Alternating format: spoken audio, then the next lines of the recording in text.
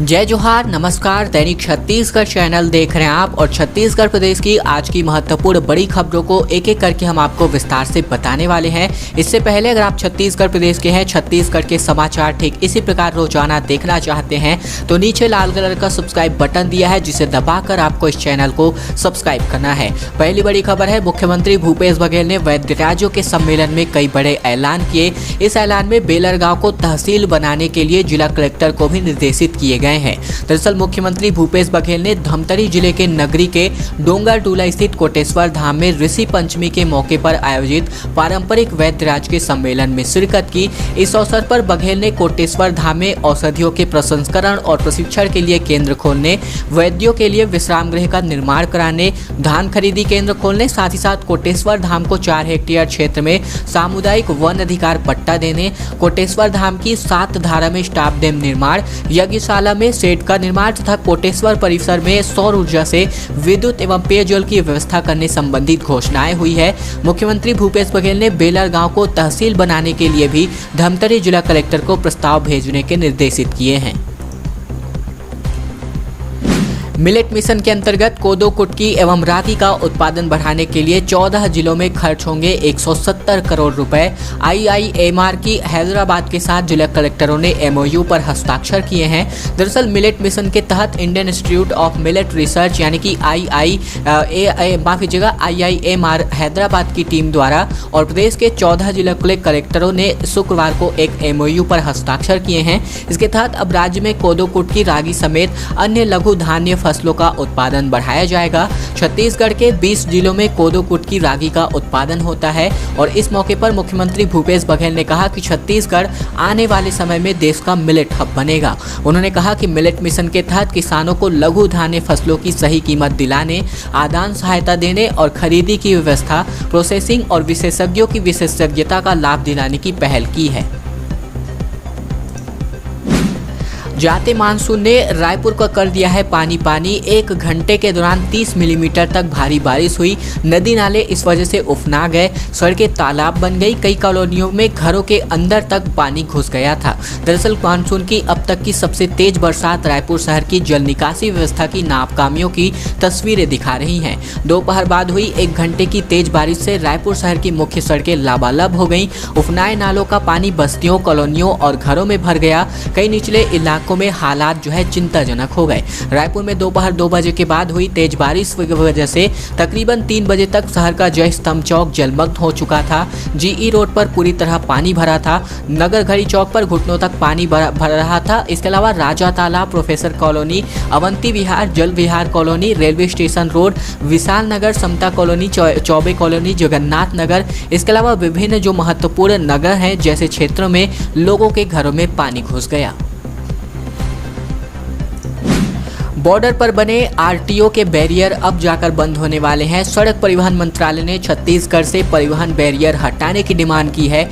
यहां से सालाना 66 करोड़ रुपए की कमाई सरकार को होती है। दरअसल छत्तीसगढ़ में सरकार के एक और फैसले के खिलाफ केंद्र सरकार सख्त हो गई है। केंद्रीय सड़क एवं परिवहन एवं राजमार्ग मंत्रालय ने छत्तीसगढ़ में परिवहन विभाग से कहा है कि वह अंतर्राज्यीय सीमाओं पर बने अपनी जाँच चौकियों को हटा ले। उनका कहना था कि 2017 में GST लागू होने के बाद इन चौकियों की कोई जरूरतें नहीं रह गई हैं। पिछले सप्ताह केंद्रीय सड़क परिवहन और राजमार्ग मंत्रालय के अपर सचिव शशि भूषण ने छत्तीसगढ़, मध्य प्रदेश, महाराष्ट्र, बिहार, पश्चिम बंगाल, आंध्र प्रदेश, तेलंगाना, केरल, पुडुचेरी, गोवा और राजस्थान और उत्तराखंड के प्रमुख सचिवों को एक पत्र भेजा है और इसमें कहा गया है कि GST लागू होने के बाद अंतर्राज्यीय सीमाओं पर स्थायी जांच चौकी की जरूरतें खत्म हो गई है। वाहनों का पूरा ब्यौरा अब ऑनलाइन उपलब्ध है। 8 किलोमीटर के दायरे में पेट्रोल और डीजल के दाम अलग अलग हैं। ये जानकर आप चौंक जाएंगे कि पेट्रोल डीजल नेहरू चौक पर 102 रुपये 3 पैसे प्रति लीटर बिक रहा है, तो वहीं सरकंडा में इसकी कीमत 99 रुपये 87 पैसे प्रति लीटर है। दरअसल शहर में हर 500 मीटर पर जो पेट्रोल डीजल के दाम है बदल जा रहे हैं। आपको यह जानकर आश्चर्य होगा कि शहर के पेट्रोल पंपों पर हर जगह पेट्रोल डीजल के रेट अलग अलग हैं। हालांकि दाम में कुछ पैसों का ही अंतर है, लेकिन नेहरू चौक पर यह अंतर 2 रुपये प्रति लीटर से भी ज़्यादा का हो जाता है। नेहरू चौक से मोपका तक तकरीबन 8 किलोमीटर के दायरे में हमने 8 पेट्रोल पंपों के रेट चेक किए, तब यह अंतर जाकर पता चला। सेट फिक्स किया जाता है, इसलिए ग्राहकों को घाटा नहीं होता। दरअसल हिंदुस्तान पेट्रोलियम के से जुड़े एक अधिकारी ने नाम न छापने, नाम न बताने की शर्त पर हमारी टीम से चर्चा की है और बताया है कि पेट्रोल या फिर डीजल के दाम 100 रुपए से जहां कम है और जितने पैसे की बचत होते हैं उसका भी पेट्रोल जो है ग्राहकों को मिलता है, क्योंकि ये पेट्रोल व डीजल की मशीनों से जो है सेट तय किए जाते हैं। रोज सुबह यहाँ पर रेट जो है चेंज हो जाते हैं। पेट्रोल डीजल के दाम कंपनियां ही तय करती हैं और इसके जो दाम है वह सुबह 6 बजे सॉफ्टवेयर के माध्यम से, ऑनलाइन माध्यम से पेट्रोल पंप पे अपने आप ही फिक्स हो जाते हैं। भारी बरसात में भी भाजपा का पैदल मार्च नहीं थमा। धर्मांतरण के विरोध में आक्रामक हुई है भाजपा। आजाद चौक से पैदल चलकर राजभवन पहुंचे नेता और कार्यकर्ता। दरअसल धर्मांतरण के मुद्दे पर भाजपा का राजनीतिक अभियान गरमाने लगा है। भारी बरसात के बीच भाजपा के वरिष्ठ नेताओं और कार्यकर्ताओं ने तरबतर होते हुए पैदल मार्च निकाला। प्रदेश अध्यक्ष विष्णुदेव साय की अगुवाई में भाजपा ने आजाद चौक स्थित महात्मा गांधी की प्रतिमा से राजभवन तक पैदल मार्च निकाला। भाजपा नेताओं ने राज्यपाल अनुसुईया उइके को ज्ञापन भी दिया है। प्रदेश भाजपा के नेताओं ने धर्मांतरण के मुद्दे पर दोपहर 1 बजे एकात्म परिसर कार्यालय में एक बैठक की। भाजपा के प्रदेश अध्यक्ष साय की अगुवाई में नेता प्रतिपक्ष कौशिक, सांसद सरोज पांडेय, राम विचार नेताम सुनील सोनी, विधायक बृजमोहन अग्रवाल, शिवरतन शर्मा, अजय चंद्राकर और जयश्री चंद सुंदरानी समेत बड़े बड़े नेता आजाद चौक पहुंचे। सिम्स की हड़ताल से अटके पुलिस के सबूत, क्योंकि 19 दिनों से 316 हेल्थ वर्कर्स जो है काम पर नहीं आ रहे हैं। विसरा और पीएम रिपोर्ट जो है मिलना इस वजह से बंद भी हो गया है। एसपी ने कोतवाली टीआई को डीन से चर्चा करने को भी कहा है। दरअसल सिम्स के कर्मचारी पिछले 19 दिनों से लगातार हड़ताल पर है, जिसकी वजह से सिम्स में मरीजों को इलाज नहीं मिल पा रहा है। सबसे बड़ी दिक्कत पुलिस को हो रही है। संभाग से बिसरा जाँच के लिए आने वाले पुलिस कर्मियों को लौट कर जाना पड़ रहा है और बताया जा रहा है कि अब तक 100 से अधिक बिसरा रिपोर्ट पेंडिंग पड़ी है। इसके साथ ही 23 अगस्त से पुलिस को पोस्टमार्टम रिपोर्ट भी नहीं मिल पा रही है। अब पुलिस अधीक्षक दीपक झा ने कोतवाली पुलिस को इस मामले में डीन से चर्चा करने का निर्देश जारी किया है। राहत का सफर अब जाकर मिलने वाला है। 13 सितंबर से दुर्ग से अजमेर के लिए और 14 से जम्मू के लिए साप्ताहिक स्पेशल ट्रेन की शुरुआत होगी। कोविड के बाद फिर से पटरी पर वापस ट्रेनें जो है दौड़ने वाली हैं। छत्तीसगढ़ से राजस्थान और जम्मू कश्मीर जाने वाले यात्रियों के सफर को रेलवे ने त्योहार पर राहत भरा कर दिया है। दुर्ग अजमेर और दुर्ग जम्मू तवी साप्ताहिक स्पेशल ट्रेनें फिर से शुरू हो रही हैं। दुर्ग अजमेर 13 सितंबर से, तो वहीं अजमेर दुर्ग 14 सितंबर से चलेंगी। इसी तरह दुर्ग जम्मू तवी 14 सितंबर से, तो वहीं जम्मू तवी और दुर्ग स्पेशल ट्रेन 16 सितंबर से शुरू होंगी। कोविड-19 के कारण दोनों ट्रेनें जो है बंद की गई थी। ट्रेन में फिलहाल 20 कोच होंगे। हर सोमवार दुर्ग और मंगलवार को अजमेर से ये ट्रेनें चलने वाली हैं। नेशनल लोक अदालत का आयोजन बीते दिन हुआ। 1500 समझौते योग्य मामलों पर सुनवाई की गई। मोबाइल वैन के जरिए लोगों के घरों जाकर भी यहां पर राजीनामा किया गया। दरअसल अंबिकापुर न्याय सदन में सुबह 11 बजे से न्यायाधीश आरबी घोरे द्वारा नेशनल लोक अदालत का आयोजन किया गया। इस लोक अदालत में सत्र न्यायालय और मजिस्ट्रेट न्यायालय को मिलाकर लगभग 1500 प्रकरण रखा गया था, जिसमें समझौते योग्य प्रकरणों जैसे कि पारिवारिक मामले, मोटर दुर्घटना दावा, चेक बाउंस के प्रकरण आदि संबंधी मामले निराकृत किए गए। न्यायाधीश जनार्दन के मुताबिक इस बार की लोक अदालत में एक नई पहल देखने को मिली है, जहां अगर कोई व्यक्ति स्वास्थ्य या फिर किसी स्थिति वजह से उपस्थित नहीं हो पाता है तो उसकी न्यायालय में उपस्थिति सुनिश्चित करने के लिए मोबाइल वैन का इंतजाम किया गया। रमन सिंह का भूपेश सरकार पर निशाना, कहा यहाँ बिजली साफ नहीं हाफ है, यानी कि यहाँ बिजली हाफ नहीं साफ है। दरअसल पूर्व मुख्यमंत्री डॉक्टर रमन सिंह ने अपने विधानसभा क्षेत्र राजनांदगांव में कहा कि यहाँ उन्होंने भारतीय जनता पार्टी के पदाधिकारियों की बैठक ली और आगामी 17 सितंबर को प्रधानमंत्री मोदी के जन्म दिवस पर सेवा और समर्पण अभियान चलाने का संदेश देकर कार्य योजना बताई है। इसके अलावा ट्रांसफार्मर बदलने में 1 महीने का वक्त लग रहा है। ये सभी बातें भी मुख्यमंत्री डॉक्टर रमन सिंह पूर्व मुख्यमंत्री ने साझा की हैं। बता दें, राजनांदगांव में अघोषित बिजली कटौती पर उन्होंने भूपेश सरकार पर जमकर निशाना साधा।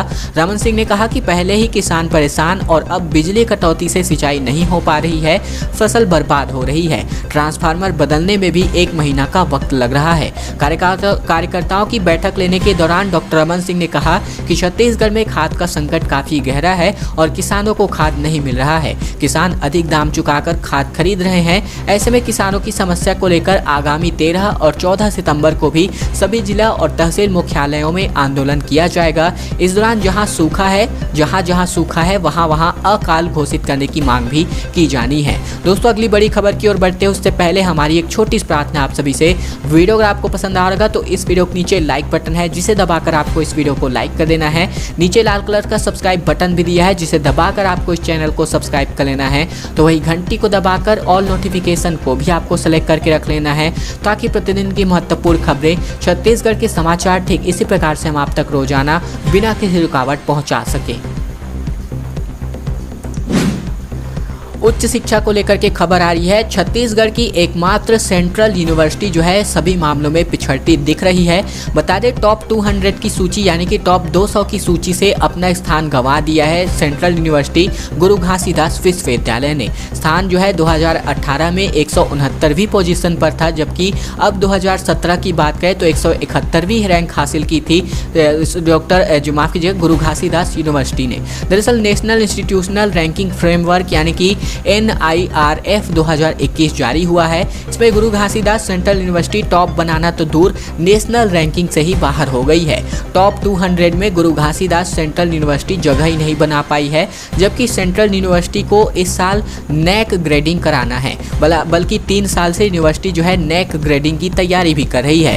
सेंट्रल यूनिवर्सिटी में छात्रों को मूलभूत सुविधाएं भी नहीं मिल पा रही हैं। इसका खुलासा NIRF की रैंकिंग से हुआ है। इसके अलावा यूनिवर्सिटी शिक्षण, शोध, छात्रों के प्लेसमेंट, उच्च शिक्षा और शिक्षण की पहुंच के साथ यूनिवर्सिटी का सामाजिक स्थान जैसी भी सभी कैटेगरी में फेल हो गई है। और ये हमारे प्रदेश की एकमात्र सेंट्रल यूनिवर्सिटी के लिए शर्मनाक खबर है। वायरल के बाद दोबारा बुखार आया, उनमें से कई को डेंगू है। राजधानी में डेंगू के मरीजों की संख्या बढ़कर 377 पहुंच गई है। पिछले 2 माह के दौरान 200 से ज़्यादा संक्रमित मिल गए हैं।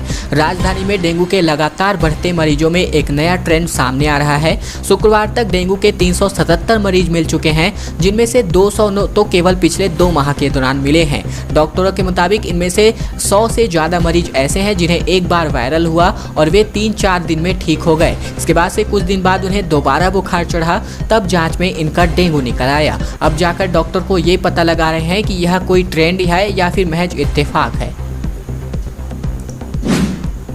ग्राम की समिति ने एक महत्वपूर्ण फैसला लिया है जो कि काबिले तारीफ है। इस वजह से इनको हम आपके माध्यम से पहुंचाना चाहते हैं दैनिक छत्तीसगढ़ के दर्शकों तक।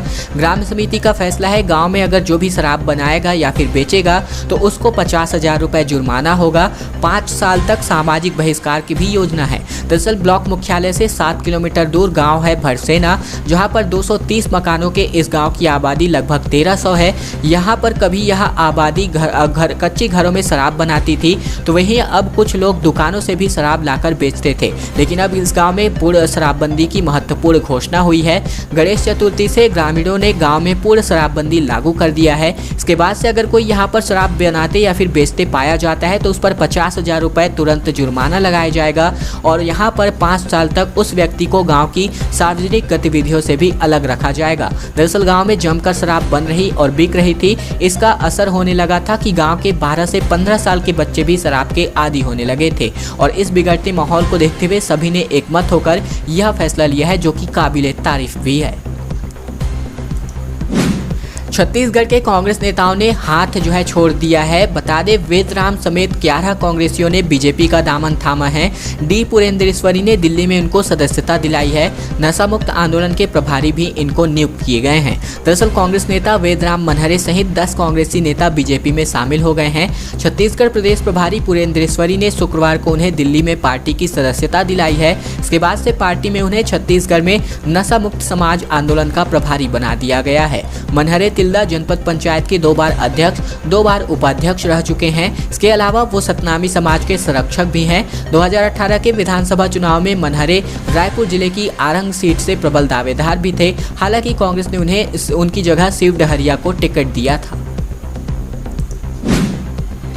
जांच आयोग की रिपोर्ट में एक महत्वपूर्ण खुलासा हुआ है। एडसमेटा में मारे गए लोग निहत्थे थे। घबराहट में जवानों ने उन पर गोलियां चला दी थीं। दरअसल बीजापुर जिले के एडसमेटा में सुरक्षा बलों द्वारा 4 नाबालिगों समेत 8 लोगों की हत्या के 8 साल बाद भी इस मामले में राज्य सरकार की ओर से अब जाकर कार्यवाही की आज जो जाँच रिपोर्ट है आयोग की बीते दिन रिपोर्ट जो है सौंप दी गई है। बता दें रायपुर में आयोजित कैबिनेट बैठक में यह रिपोर्ट प्रस्तुत कर दी गई है। इस रिपोर्ट के संबंध में सरकार की ओर से अभी भी कुछ भी अधिकृत तौर पर कुछ कहा नहीं गया है और माना जा रहा है कि रिपोर्ट सीधे विधानसभा में पेश होगी। लेकिन अभी विश्वस्त सूत्रों से मिली जानकारी के अनुसार रिपोर्ट में कहा जा रहा है कि एडसमेटा में मारे गए लोगों में से कोई भी नक्सली नहीं था, जैसा कि उस समय आरोप लगाया गया था। घटना की न्यायिक जांच मध्य प्रदेश उच्च न्यायालय के एक सेवानिवृत्त न्यायाधीश न्यायमूर्ति VK अग्रवाल ने की है और उनकी रिपोर्ट कैबिनेट में पेश हो गई है। आज की खबरों का सिलसिला बस यहीं तक का था। अगर आपको यह वीडियो पसंद आया होगा तो नीचे लाल कलर का सब्सक्राइब बटन दिया है, जिसे दबाकर आपको इस वीडियो को लाइक कर देना है। माफ कीजिएगा, लाल कलर का नीचे सब्सक्राइब बटन दिया है, जिसे दबाकर आपको इस चैनल को सब्सक्राइब कर लेना है, ताकि प्रतिदिन की महत्वपूर्ण खबरें, छत्तीसगढ़ के समाचार ठीक इसी प्रकार से हम आप तक रोजाना पहुंचा सकें।